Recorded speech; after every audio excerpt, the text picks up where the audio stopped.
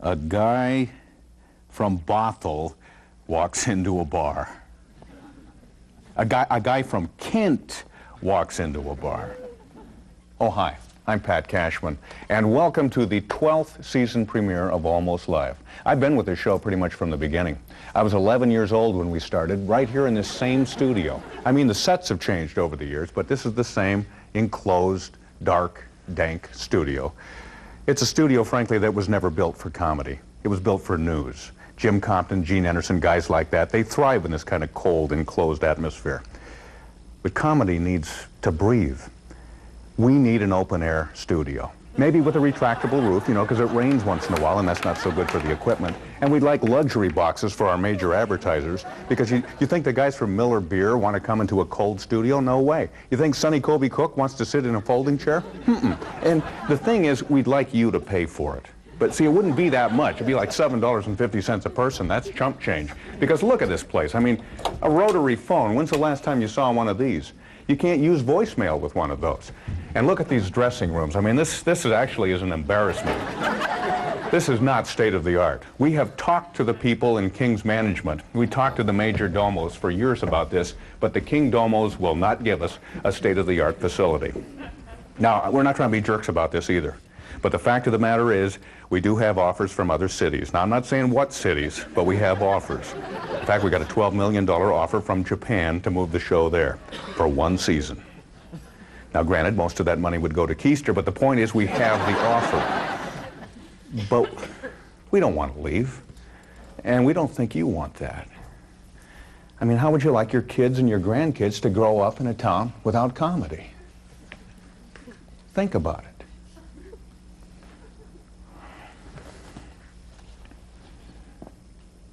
A guy from Osaka walks into a bar.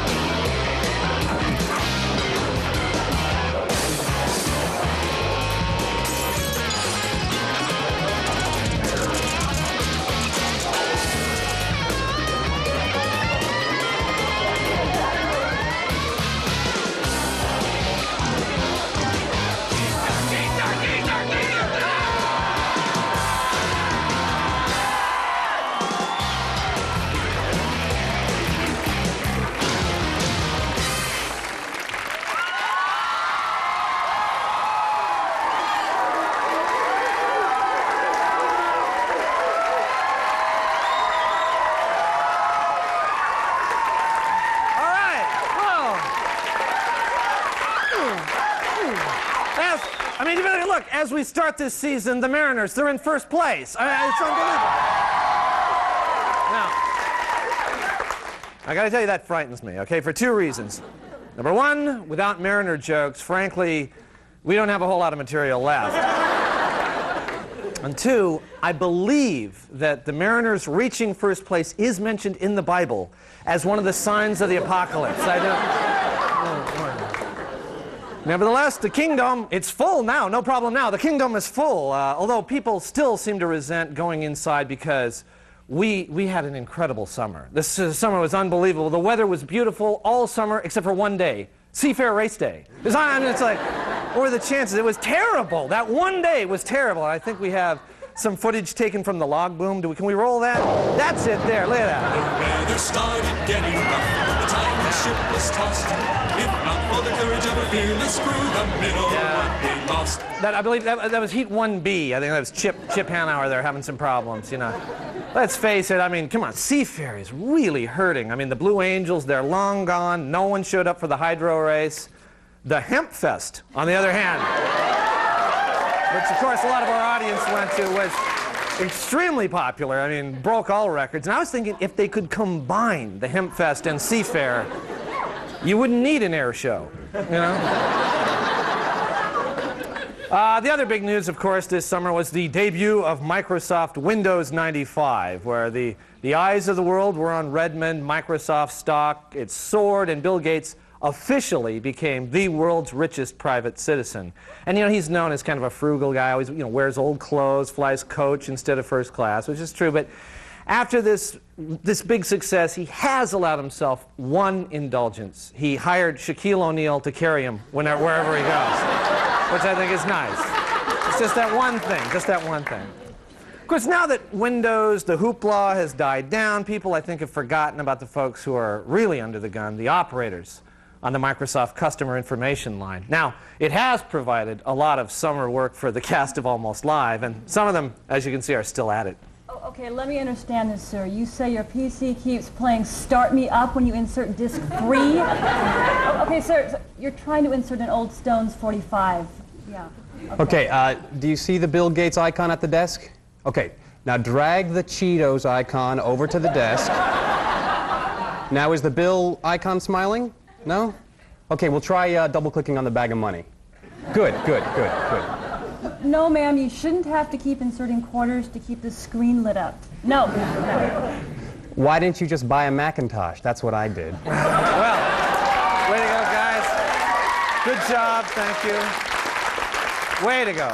Finally, I got to tell you, a lot of blockbuster movies were released during the summer season. Batman, Waterworld, Apollo 13. But as we go into the fall, I'm here to tell you that the excitement hasn't ended. There are more blockbusters heading your way, and we have some exciting previews, that is, to show you. Please take a look right now. If you enjoyed the movies of summer, then get ready, because here they come again, as Sequel Pictures presents the fall movies. Men still do that, don't they? First, if you cried over the bridges of Madison County, then you will love its follow-up. What are you taking pictures for? Orthodontics Monthly. Did you say National Geographic? No, Orthodontics Monthly. Oh, okay, that'll do. Get the Kleenex out again for the bridge work of Snohomish County. Ew! Get off of me! Then, if Clueless left you wanting to see more people with little brain matter, you won't be disappointed as we present Clueless 2, the Mark Furman story. And even though they spent a lot of money on Waterworld, there was still enough left over for a sequel.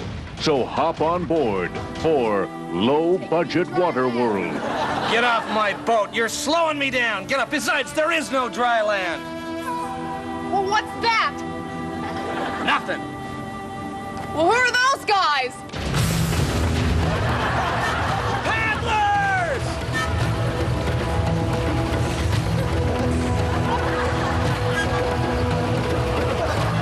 Sure, the original was better, but not $200 million better.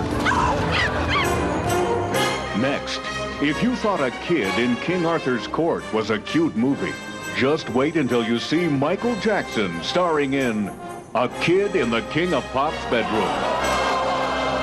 And if the thrilling adventure of Apollo 13 left you on the edge of your seat, Houston, we have a problem. Then buckle up for a stormy ride with the crew of Apollo 14.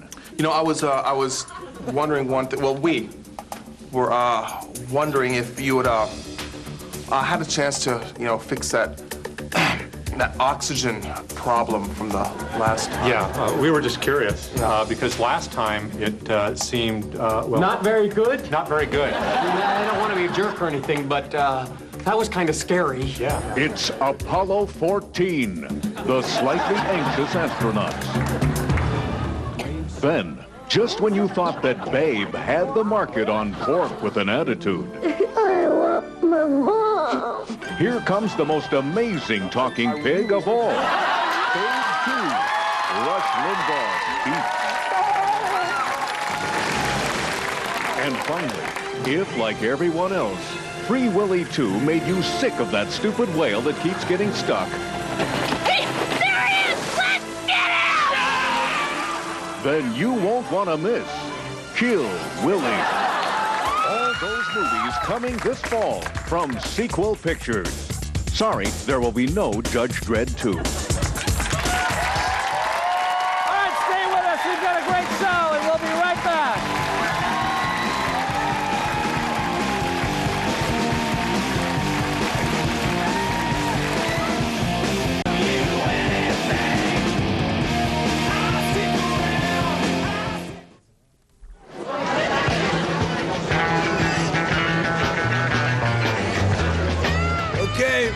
settle down, okay? Because you can go ahead and take one last bong hit and then find your seat if you can. Welcome to the first annual post-Jerry Garcia Grateful Dead convention. You know, it's kind of a sad time, but Jer, if you're listening right now, I hope you're catching the good vibes down here. And if you run into that Redenbacher guy, tell him his popcorn rocks, man. Orville died? Yeah, it was Tuesday, man. Oh, this has been a bad summer. Yeah. Let's begin now with a word from Jack, the world's oldest living deadhead. Hey, don't hassle me, man. I'm tripping. Okay, now Bob's going to read a special message from Jerry's widow. To deadheads everywhere, get a life. Get a life. Get a life. Over. Get a life. That was really inspiring, man. Okay, as you all know, we had planned on distributing our Deadhead Manifesto today. Kind of like, you know, the Unabomber thing, but we couldn't figure out how to print on Windows 95. Man, that is a bitch of a program. But, you know, that's cool, because we can just stick with the oral tradition. So in that spirit, here is Trina with some words about our future. It's Deadheads. Trina? Thanks. With Jerry gone, we're all asking the question, God, what the hell are we going to do now? First, I think it's important that we continue to get really high. Yeah. Second, it's important that we find a band who likes to be followed by really high people. Now, quite a few people out there want to follow David Hasselhoff. Our Deadhead friends in Germany, they're pushing really hard for this guy. The band Fish is another popular choice. Oh, yeah, I know, but most of us can't spell fish. That would look really bad on the t-shirts. Blues Traveler, they've received a lot of support. Yeah, oh, man, they grooved. And they've got a big fat guy leader, which is good. But, you know, that harmonica, it could get really annoying after a few years. But some of you have suggested that we follow the Doors. And I just thought this was the coolest idea. Yeah. But hold on, because I did some checking around, and I found out that the lead singer, Jim Morrison's been, like, dead for 20 years. So I'm just thinking that's not going to work out very well. Anyway, you just keep sending in your suggestions, and now here is Tad with an announcement. Yeah, there's a new bootleg circulating around that you might want to check out. It's called The Grateful Dead 2-Hour Rain Delay at the Eugene Fairgrounds, 83. And if you listen really close, besides the rain, you can hear Jerry ordering a corn dog from a vendor. It's really cool, man. That's about it. Okay, man, that's great, Tad. By the way, we got good news for Deadheads living in Eugene, Oregon, because it turns out Eugene city officials consider Jerry's death to be like a major industry layoff, man, which means all the Deadheads living there are eligible for unemployment. Yeah. So we're going to open it up now for some questions from the community. Yeah, I have a question. Yeah? What? You had a question. I did? Yeah. Weird. Okay, that's great. Forget it. Next question. Go ahead, man. Yeah, I think that we should catch all of the Klingons in a really big trap and then drop them into a vat of boiling water or glue or something really poisonous and then just kind of drag them behind the Enterprise as a warning to show strength and solidarity. Hey, man, the Star Trek convention's down the hall and 2 doors to the left. But good thinking, dude. Those are some really good ideas. Okay, we got time now for one more question. Yeah, I've been thinking a lot about that Orville Redenbacher guy. Yeah, what about him, man? Well, what if, you know, they, like, cremate him, and he starts to, like, pop? Man, that would be cool. Yeah, man, far out, freaking out. Yeah, well, That's great, man, but we've been sitting for about 4 minutes now, and I think we're starting to lose focus. So let's take a quick 2-hour break and get some food and share some stash. And when we come back, we'll talk about that new Jerry Garcia stamp and whether it should feature the young, drugged-out, overweight Jerry or the older, more mature, drugged-out, overweight Jerry. So think about that, and we'll see you a little later.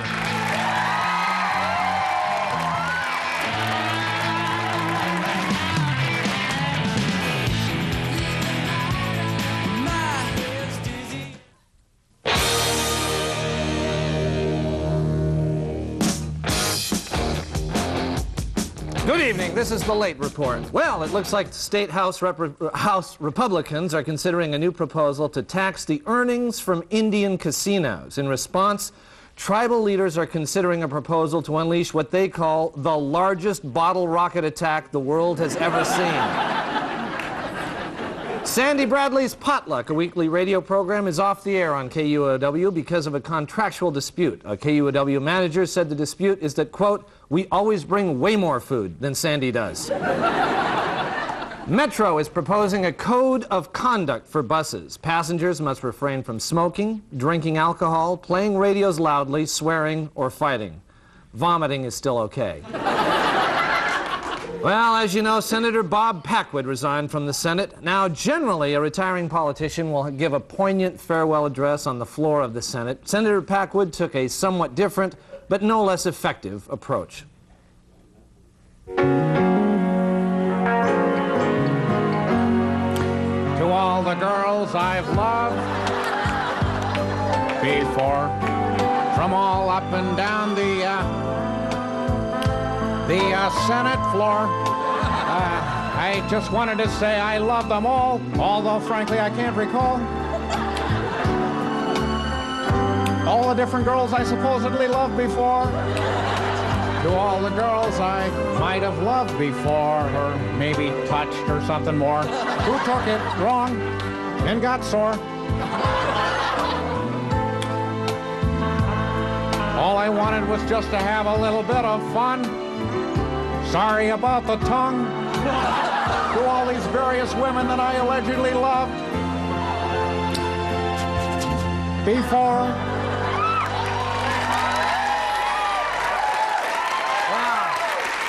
Just kind of brings a tear to your eye, doesn't it? Yeah.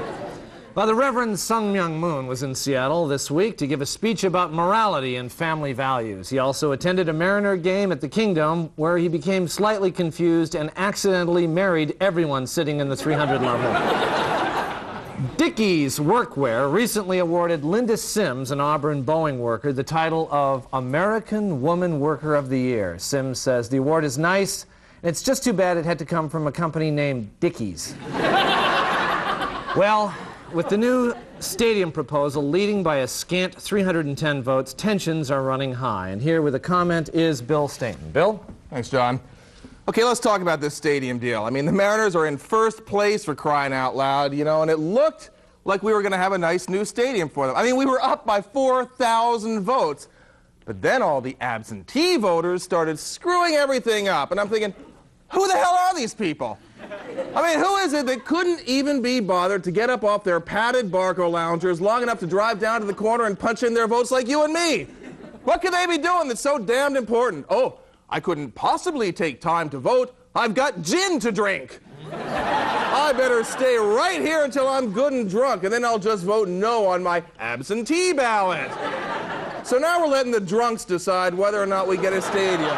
That's just great. And not just the drunks. Oh, no. Hey, I can't take the time to vote in person. I'm too busy selling crack to kids. And how about this one? Oh, looky here. Here's a nice absentee ballot, says the serial killer as he kicks his dog. And what about that word absentee anyway? I mean, come on, look at that. It comes from the word absent, meaning not there. So by definition, those ballots aren't even there. They shouldn't count at all. I mean, has the whole town gone crazy? Didn't you see Coleman's grand slam last night? What is the problem?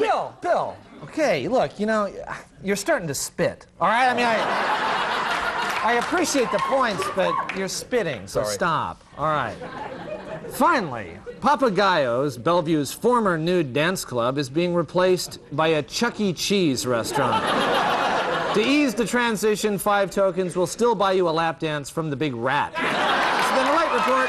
We're coming right back, so stay where you are.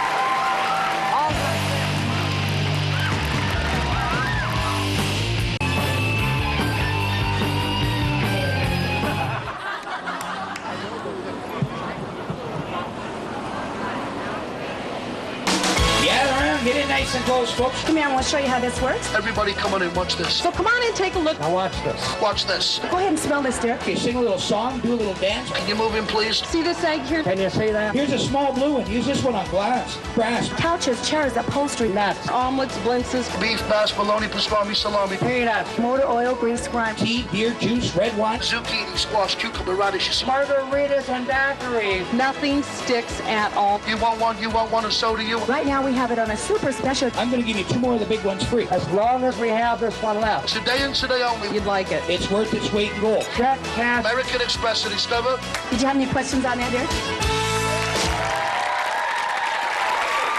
All right, well, that's just about the end of our first show of our 12th season. Thank you, Seattle. Bye-bye. We'll see you next week.